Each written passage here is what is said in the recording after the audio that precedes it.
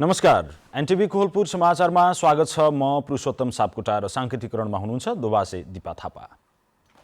पछिल्लो स्थानीय तहको निर्वाचनमा मतदाताको घर दैलोमा पुगेर मतदाता शिक्षा प्रदान गर्न नसक्दा मत बदरको संख्या धेरै भयो भनेर गुनासो आयो। यसैलाई मध्यनजर गर्दै निर्वाचन आयोगले आगामी मङ्सिर 4 गते हुने प्रतिनिधि र प्रदेश सभा सदस्य निर्वाचनका लागि विद्युतीय प्रचार सामग्री सँगै मतदाताको घर दैलोमा जाने कार्यक्रमको तयारी गरेको छ।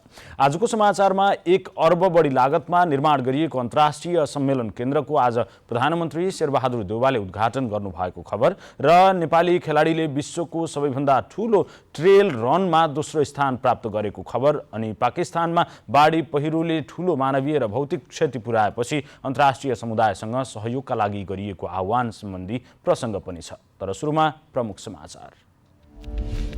1 अर्ब बढी लागतमा निर्माण सुरु भएको करिब 8 वर्षपछि बुटवल अन्तर्राष्ट्रिय सम्मेलन केन्द्र तयार। आज प्रधानमन्त्री शेरबहादुर देउवाद्वारा उद्घाटन।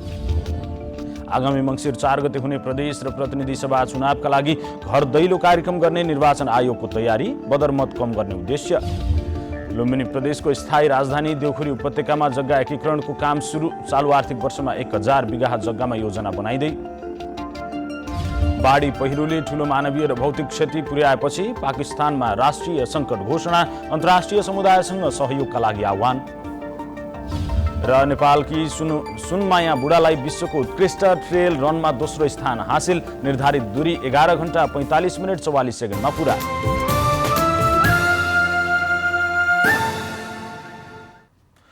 समाचार अब विस्तारमा। प्रधानमन्त्री शेरबहादुर देउवाले दिगो विकासको लक्ष्य हासिल गर्ने उद्देश्य सहितको विकास निर्माणमा आयोजनाहरूको कामलाई प्राथमिकता दिनुपर्ने बताउनु भएको छ।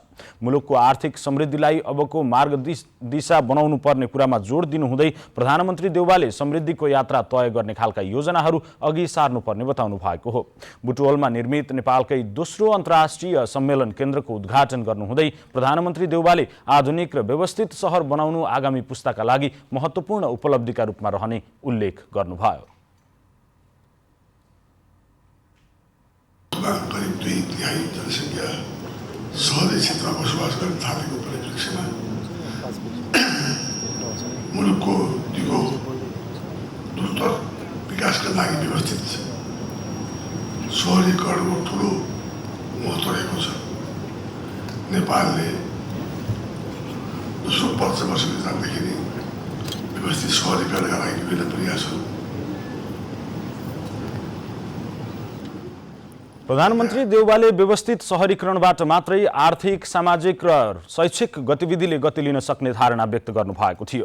कार्यक्रममा गृहमन्त्री बालकृष्ण खाँडले पश्चिम नेपालकै प्रमुख औद्योगिक एवं व्यापारिक सहर बुटवलमा निर्मित अन्तर्राष्ट्रिय सम्मेलन केन्द्रले यहाँको पर्यटकीय, आर्थिक र शैक्षिक विकासमा योगदान पुर्याउने विश्वास व्यक्त गर्नुभयो। प्रतिफलमा कसरी अब हामीले उतार्ने,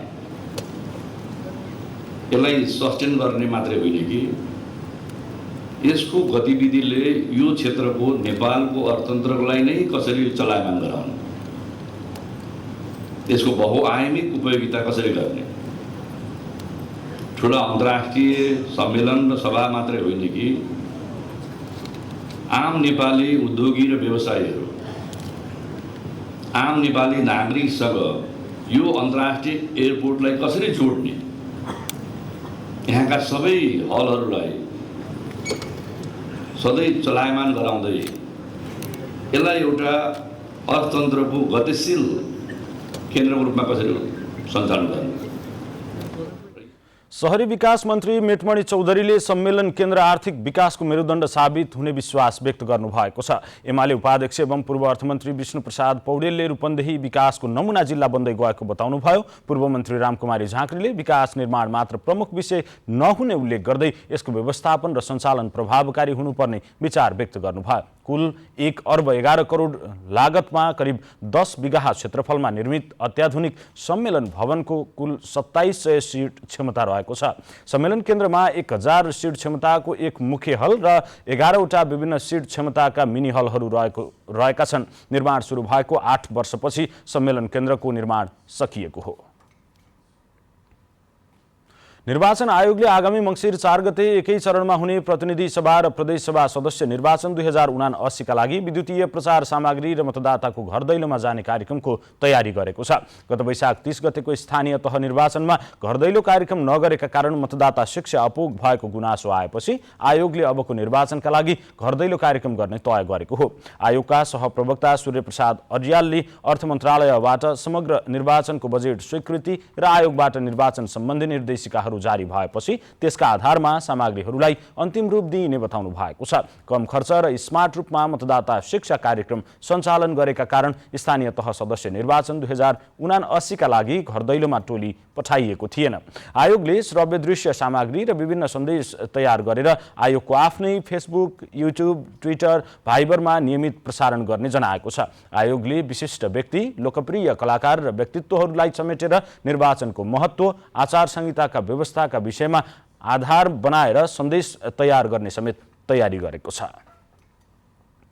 गत वैशाख 30 गते सम्पन्न भएको स्थानीय तहको निर्वाचनमा बदर मतको संख्या उल्लेख्य मात्रामा भयो। यसैगरी अब आउँदो मङ्सिर 4 गते हुने प्रतिनिधि सभा र प्रदेश सभा सदस्यको चुनावमा बदर मतको संख्या घटाउन निर्वाचन आयोगले मतदाताको घर दैलोमा जाने तयारी गरिरहेको छ। अब यस कार्यक्रमलाई कसरी प्रभावकारी बनाउन सकिएला भनेर हामीले जुम्लाका केही नागरिकलाई सोधेका छौं। हेरौं आजको आवाजमा।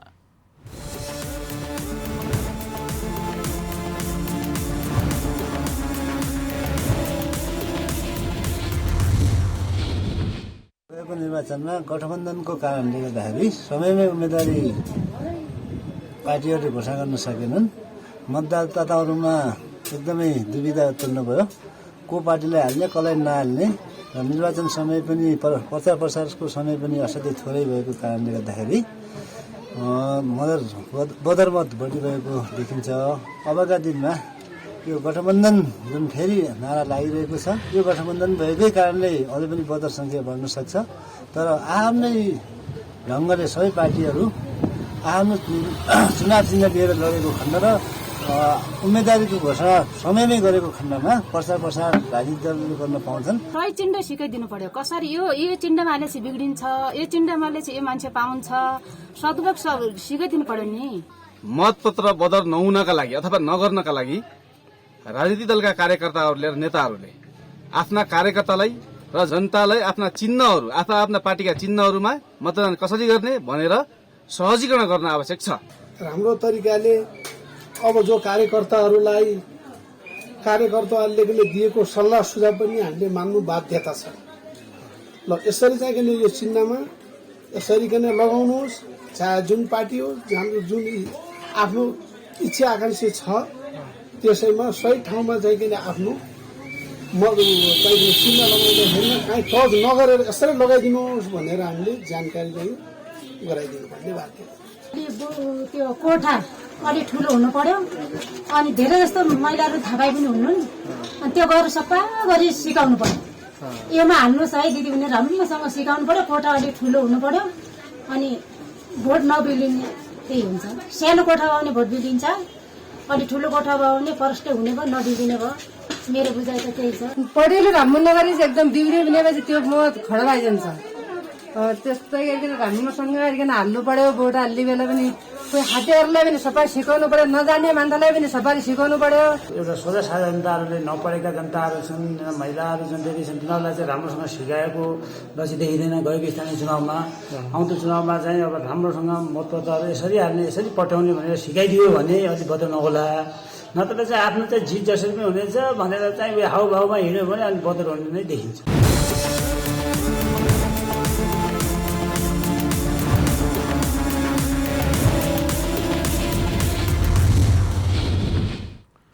युवा तथा खेलकुद मन्त्री महेश्वर गहतराज अथकले बाँकेको राप्ती सोनारी 8 बालापुरमा सिंचाईका लागि निर्माण गरिएको डिप ट्युबवेलको उद्घाटन गर्नुभएको छ। उद्घाटन कार्यक्रममा बोल्दै मन्त्री अथकले राप्ती सोनारीलाई कृषि र पर्यटन क्षेत्रका रूपमा विकास गर्दै लगिने बताउनुभयो। उहाँले सिंचाई सुविधा भएपछि बालापुर क्षेत्रलाई अर्गानिक तरकारी उत्पादन गर्ने केन्द्रका रूपमा विकास गर्नुपर्ने बताउनुभयो। बाँके राष्ट्रिय निकुञ्जको मध्यवर्ती क्षेत्रभित्र पर्ने सो क्षेत्रमा वन्यजन्तुबाट हुन सक्ने जोखिमबाट सचेत हुनुपर्ने उल्लेख गर्दै मन्त्री अथकले उत्पादित अर्गानिक कृषि उपजको व्यापार स्थानीय बजारमा सहज हुने बताउनु भएको छ। सिंचाई आयोजनाभित्र सेक्टर सिँचाइको कभरेज क्षेत्रभित्र भएका सम्पूर्ण भूभागलाई समावेश गर्नुपर्छ र त्यसलाई वैकल्पिक सिँचाइको प्रबन्ध गर्नुपर्छ भनेर जनस्तरदेखि सिंहदरबारसम्म निरन्तर आवाज उठाएर त्यो आवाजको प्रतिफल नै यी वैकल्पिक सिँचाइहरू हुन्। 1 करोडको लागतमा निर्माण सम्पन्न भएको सिंचाई आयोजनाले बालापुर गाउँका 150 बढी किसानको झण्डै 90 बिघा जमिनमा सिंचाई सुविधा पुग्ने बताइएको छ। आकाशे पानीको भरमा सिंचाई गर्न बाध्य बालापुरका किसानहरूलाई डिप ट्युबवेल सिंचाई आयोजनाले निकै राहत भएको स्थानीयहरूले बताएका छन्। समाचारको क्रम जारी नै छ, अहिलेलाई एकैछिनको विश्राम।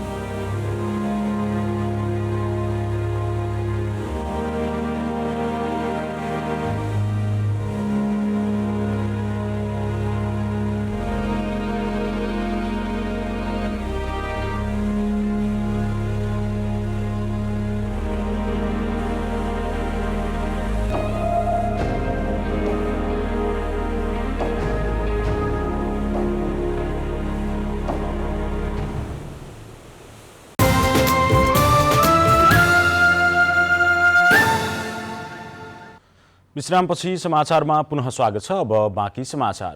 पश्चिम नवलपरासीको रामग्राम नगरपालिकाले नगरभित्र 1 वर्षीय सरसफाई अभियान सुरु गरेको छ। मुख्य बजार क्षेत्रमा जथाभावी फोहोर फाल्ने प्रवृत्तिका कारण नगरको सुन्दरतामा असर पुगेको भन्दै नगरपालिकाले जनचेतना जगाउन सरसफाई अभियान सुरु गरेको जनाएको छ। विभिन्न क्लब, सङ्घ संस्था, प्रहरी, नेपाली सेना लगायतको संयुक्त टोलीले आज हरेक बृहत सरसफाई गर्ने गरी अभियान सुरु गरिएको नगर प्रमुख धनपत यादवले बताउनु भएको छ। सरसफाईका विषयमा जनचेतना जगाई समुदायको सहभागिता बढाउन आफै सडकमा उत्रिएर सरसफाई अभियान चलाएको नगर प्रमुख यादवले बताउनु भएको छ। साथै नगरपालिकाको विभिन्न स्थानमा फोहोर फाल्नका लागि ठूला र साना डस्टबिनहरूको पनि व्यवस्थापन गरिएको छ। यो अभियान गाउँ गाउँमा पुर्याई सफा र सुन्दर रामग्राम बनाउने योजना रहेको नगरपालिकाको कार्यालयले जनाएको छ।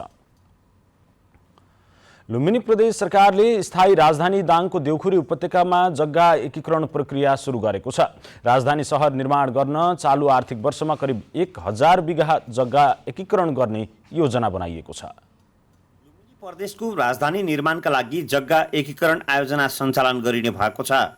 प्रदेश पूर्वाधार विकास प्राधिकरणले राप्ती गाउँपालिकाको कार्यालय परिसरमा जग्गा एकीकरण आयोजनाको मुख्य कार्यालय समेत स्थापना गरेको छ। राप्ती गाउँपालिका, गढवा गाउँपालिका वडा नम्बर 1, 2 र 3, सिद्धगङ्गा नगरपालिका वडा नम्बर 8 र 9 गरी जम्मा 14वटा वडाको जग्गा एकीकरण गर्न थालिएको हो। चालु आर्थिक वर्षमा 700 देखि 1000 बिघा जग्गा एकीकरण गरिने प्रमुख कार्यकारी अधिकृत छविराज पोखरेलले बताउनुभयो। 700 देखि 1000 बिघा जग्गालाई ल्यान्ड पुलिङ मार्फत नयाँ सहरको स्वरूपमा परिणत गर्नेछौँ। त्यसको लागि 14टी वाडाहरूमा जुन मास्टर प्रणाली नोड पोइन्टहरू चाहिँ पत्ता लगाएको छ, ती नोडल पोइन्टबाट हामी चाहिँ कार्य सुरु गर्नेछौँ। साझा जग्गामा प्रदेश सरकारले प्रशासनिक भवनहरू निर्माण गर्नेछ। बाँकी निजी जग्गालाई जग्गा विकास कार्यक्रम मार्फत एकीकरण गरेर नयाँ सहरका लागि पूर्वाधार बनाउने योजना छ। राजधानी क्षेत्रको पुरानो नक्सा खारेज गरेर नयाँ नक्सा तयार पारेर सहरका लागि पूर्वाधार निर्माण गरिने स्वास्थ्य मन्त्री इन्द्रजित थारूले बताउनुभयो। साझा जमिनमा प्रदेश सरकारको अफिसहरू बस्ने र निजी जमिनमा सहरहरू बसाल्ने योजना प्रदेश सरकारको रहेको छ। जग्गा एकीकरणका लागि कार्यविधि तयार पारिएको छ। सो कार्यविधिमा रहेर जग्गा विकास कार्यक्रम सञ्चालन गरिनेछ। देशका 7वटा प्रदेशमध्ये लुम्बिनी प्रदेश सरकारले राजधानी क्षेत्र तोकेर काम अघि बढाएको हो। प्रदेश राजधानीलाई नमुना बनाउने योजना रहेको मुख्यमन्त्री कुलप्रसाद केसीले बताउनुभयो। यो भन्दा सुन्दर सिटी हुनेवालै छैन अन्त, अनि किन हतारे?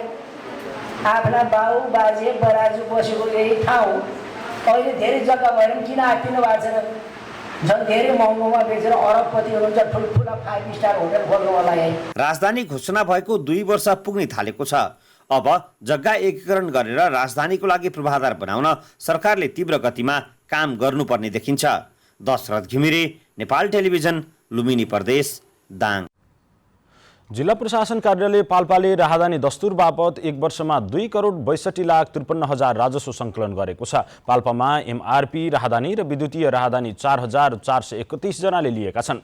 प्रमुख जिल्ला अधिकारी जगन्नाथ पन्तका अनुसार राहदानीका लागि प्रत्यक्ष अनलाइन दर्ता गर्ने कार्य साउनबाट सुरु भएको छ, जसले गर्दा धेरै जनाले सेवा पाएका छन्। साउन महिनामा मात्रै 83,82,000 राजस्व सङ्कलन भएको छ। प्रशासन कार्यालयले अघिल्लो आर्थिक वर्षमा 15,951 जनालाई नागरिकता प्रदान गरेको जनाएको छ। 12,149 जनालाई वंशजका आधारमा, 3,796 नागरिकताको प्रतिलिपि र 6 जनालाई वैवाहिक अङ्गीकृत नागरिकता प्रदान गरेको छ। 42,296 जनाको राष्ट्रिय परिचय पत्रका लागि फोटो खिचाइएको छ भने 5,028 जनाको फोटोसहितको नामावली सङ्कलन गरिएको छ। प्रशासन कार्यालयमा सेवाग्राहीका लागि विश्रामस्थलको व्यवस्था, तत्काल र द्रुत सेवाको सुरुवात जस्ता कार्य गरेको प्रमुख जिल्ला अधिकारी पन्तले जानकारी दिनुभयो। गृह मन्त्रालयको कार्य सम्पादन मूल्याङ्कनमा गत वर्ष 91 देखि 100 अङ्क प्राप्त गरी अति उत्कृष्ट जिल्लामा पर्न सफल भएको उहाँले जानकारी दिनुभएको छ। कर्णाली प्रदेश अन्तर्गत सल्यान जिल्लामा रहेको कुपिण्डे ताल अहिले पर्यटकको रोजाइमा परेको छ। 100 पर्यटकीय गन्तव्यका रूपमा सूचीकृत कुपिण्डे ताल हेर्न पुग्ने आन्तरिक तथा बाह्य पर्यटकको सङ्ख्या बढ्न थालेको छ। पर्यटकीय आकर्षण केन्द्र कुपिण्डे तालमा पूर्वाधार विकास गरी पर्यटन प्रवर्धन गर्न आवश्यक देखिएको छ। कुपिण्डे तालमा पर्यटकको चहल पहल बढेको छ। प्राकृतिक तथा धार्मिक महत्त्व बोकेको तालमा पछिल्लो समय घुम्न आउनेको सङ्ख्या उल्लेखिए रहेको छ। कुपिण्डे ताल निलो पानीले भरिभराउ, वरिपरि मिलेको पहाड, हरियो जङ्गल र बीचमा निलो आकाश नै उत्तर दक्षिण फैलिएको छ। कुपिण्डे ताल आन्तरिक तथा बाह्य पर्यटकको गन्तव्य बनेको छ। ताल घुम्न आउने पर्यटकलाई तालको सुन्दरताले मोहित बनाउँछ। एकदमै राम्रो छ, सफा पार्ने दृश्यहरू, यो दृश्य हेर्नलाई चाहिँ सबैजनालाई चाहिँ अति लोभ लाग्दो दृश्य छ। म चाहिँ पहिलोचोटि आएको हो यहाँ। सरकारले 100 पर्यटकीय गन्तव्यका रूपमा सूचीकृत गरेको कुपिण्डे ताल प्राकृतिक रूपमा मनैलो भ्याउँछ, तर यसको पूर्वाधार विकास गरी थप आकर्षक बनाउन पहल भएको छैन। पर्यटकीय क्षेत्र वरपरको सरसफाई, संरक्षण आदि काम हुनुपर्ने यहाँ घुम्न आउने पर्यटकको भनाइ छ। यति राम्रो ताल छ, यति राम्रो सुन्दर ठाउँ छ यहाँ। यो ताललाई एकदम फोहोरको व्यवस्थापन गर्दाखेरि राम्रो होला। समुद्री सतहदेखि 1120 उचाइमा रहेको कुपिण्डे ताल 23.53 हेक्टर क्षेत्रफलमा फैलिएको छ। ताल 12 महिना सफा देख्न सकिन्छ। ताल वरिपरि घना जङ्गल भए पनि तालमा पात पतिङ्गर खसेपछि पानीको बहावले पात पतिङ्गरलाई किनारा लगाउँछ। सल्यानको सदरमुकाम खलङ्गाबाट 1 घण्टामै पुग्न सकिने कुपिण्डे तालको संरक्षण, सम्वर्धन र प्रचार प्रसार गरी आन्तरिक र बाह्य पर्यटनको प्रवर्धन गरी आर्थिक आम्दानी गर्न सकिने सम्भावना रहेको छ। प्रत्येक इच्छुक शर्मा, नेपाल टेलिभिजनका लागि सल्यान। पाल्पाको रुरु क्षेत्रधाम ऋणीमा निःशुल्क स्वास्थ्य शिविर सम्पन्न भएको छ। लायन्स क्लब अफ पाल्पा भैरवको आयोजनामा ऋषिकेश सेवा आश्रममा शिविर सञ्चालन भएको हो। शिविरमा आश्रममा रहेका 35 ज्येष्ठ नागरिक र 10 बटुक बालबालिका सहित 45 जनाले निःशुल्क स्वास्थ्य सेवा लिएका छन्। आश्रममा रहेका आश्रितलाई कुशे औँसी अर्थात् बुवाको मुख हेर्ने दिनको अवसर पारेर शिविर सञ्चालन गरिएको थियो। परिवारबाट टाढिएर सेवा आश्रममा विगत 40 वर्षदेखि बस्नुभएका गुल्मीको सन्धि खर्ककी 81 वर्षकी मनकला मरासिनीले स्वास्थ्य जाँच गराउँदा मन हलुका भएको बताउनु भएको छ। लायन्स क्लब अफ पाल्पा भैरवका अध्यक्ष सचिन विष्टले आश्रममा रहनुभएका आश्रितलाई आफ्ना छोराछोरीको अभाव खड्किन नदिन स्वास्थ्य शिविर जस्तै अन्य कार्यक्रमलाई समेत निरन्तरता दिइने बताउनु भएको छ। समाचारको क्रम जारी नै छ, एकैछिनको विश्राम।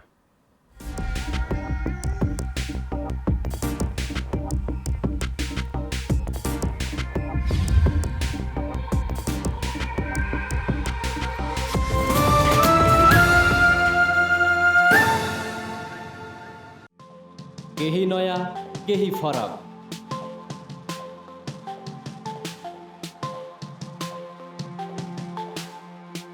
राष्ट्रिय सञ्चारको मेरुदण्ड नेपाल टेलिभिजनको प्रादेशिक च्यानल एनटिभी कोहलपुर, पश्चिम नेपालको लुम्बिनी, कर्णाली र सुदूरपश्चिमको एकमुष्ट आवाज, सत्य समाचार, तटस्थ विचार, कार्यक्रममा मौलिकता, समावेशिता र विकासमा विस्तार, डिजिटल दुनियाँमा तपाईको विचार र भावनालाई संसारसँग जोड्दै एनटिभी कोहलपुर, सूचना, शिक्षा र मनोरञ्जनको यो यात्रा हो समृद्धिको।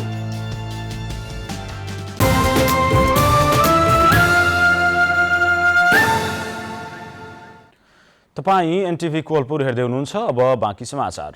नेपालमा पछिल्लो 24 घण्टामा 173 जनामा कोरोना भाइरसको संक्रमण पुष्टि भएको छ। स्वास्थ्य तथा जनसङ्ख्या मन्त्रालयका अनुसार 2839 परीक्षणमा 173 जनामा संक्रमण पुष्टि भएको हो। 643 पीसीआर परीक्षणमा 65 जना र 2196 एन्टिजेन परीक्षणमा 108 जना गरी 173 जनामा संक्रमण पुष्टि भएको हो। पछिल्लो 24 घण्टामा 396 जना संक्रमण मुक्त भएका मन्त्रालयले जनाएको छ। हाल देशभर कोरोना भाइरसको सक्रिय संक्रमितको संख्या 3012 जना रहेको छ। पछिल्लो 24 घण्टामा कोरोना संक्रमणबाट मृत्यु नभएको स्वास्थ्य मन्त्रालयले जनाएको छ। अब अन्तर्राष्ट्रिय समाचार।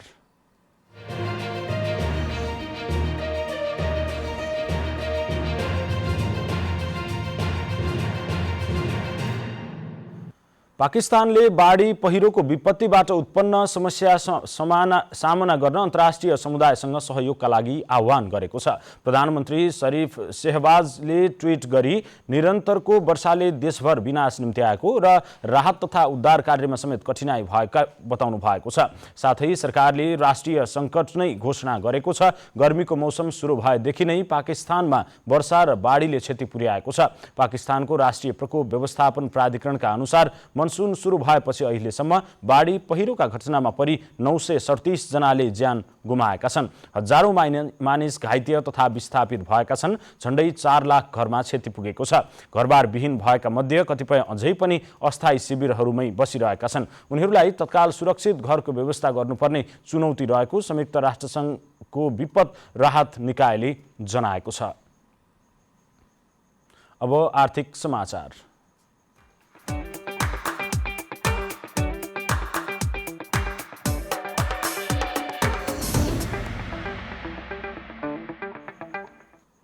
रुकुम पूर्वमा उत्पादित आलुले बजार नपाउँदा किसान समस्यामा परेका छन्। जिल्लाको पुथा उत्तरगङ्गा गाउँपालिकाका प्रत्येक व्यक्तिको घरमा यति बेला खनेको आलु थुपारिएको छ, तर बिक्री गर्न नसकिएको किसानहरूले बताएका छन्। अहिले पालिकाको अधिकांश ठाउँमा फलेको आलु बिक्री नहुँदा किसान मर्कामा परेका हुन्। भूमे गाउँपालिका 9 का किसान धनबहादुर ओलीका अनुसार उत्पादन गरेको सबै आलु घरमै थन्काएर राख्दा आलु कुहिन थालेका छन्। एकीकृत कृषि तथा पशुपक्षी विकास रुकुम पूर्वको कार्यालयका प्रमुख पीताम्बर बस्नेतले आलुको बजार व्यवस्थापनमा भौगोलिक विकटताले केही समस्या भए पनि किसानले मूल्य निर्धारण गर्न नसक्दा समस्या भएको बताउनु भएको छ। अब खेलकुद समाचार।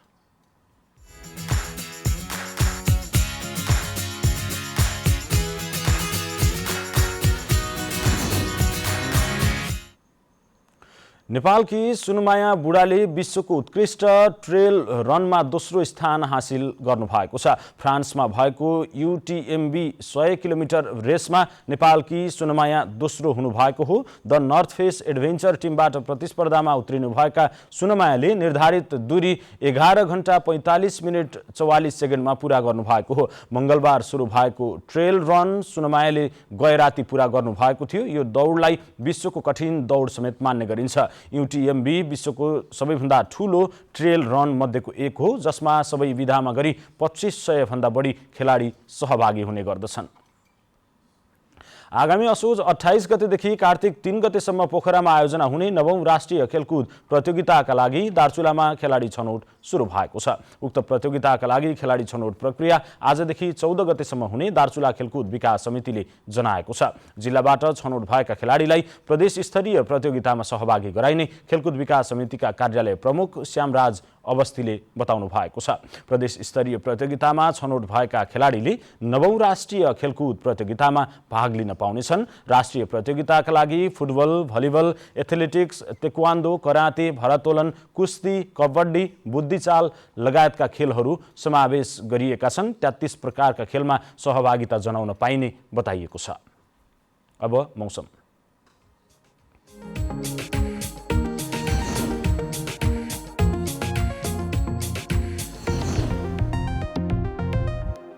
आज देशभर सामान्य बदली रही देशका पूर्वी क्षेत्रमा र लुम्बिनी प्रदेशका केही स्थानहरू तथा बाँकी प्रदेशका थोरै स्थानहरूमा मेघगर्जन, चट्याङ सहित हल्कादेखि मध्यम वर्षा भयो। आज राति पनि देशका पूर्वी भूभागमा र लुम्बिनी प्रदेशका थोरै स्थानहरूमा तथा बाँकी प्रदेशका केही स्थानमा मेघगर्जन, चट्याङ सहित हल्कादेखि मध्यम वर्षाको सम्भावना रहेको छ। अब मौसम सम्बन्धी थप विवरण।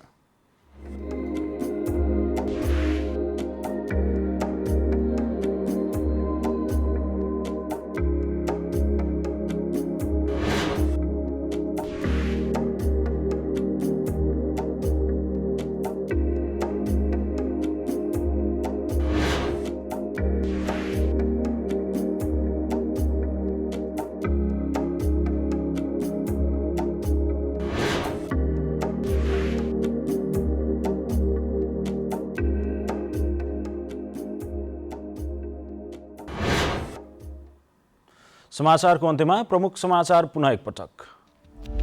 1 अर्ब बढी लागतमा निर्माण सुरु भएको करिब 8 वर्षपछि बुटवल अन्तर्राष्ट्रिय सम्मेलन केन्द्र तयार। आज प्रधानमन्त्री शेरबहादुर देउवाद्वारा उद्घाटन।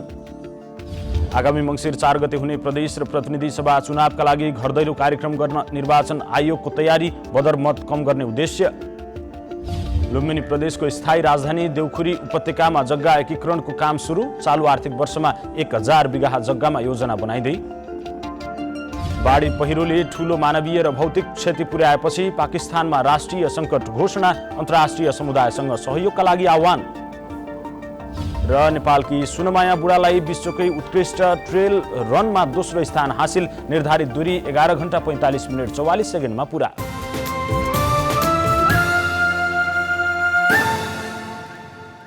हवस् त अहिलेलाई समाचारको सिलसिला यति नै। बिदा दिनुहोस्। नमस्कार।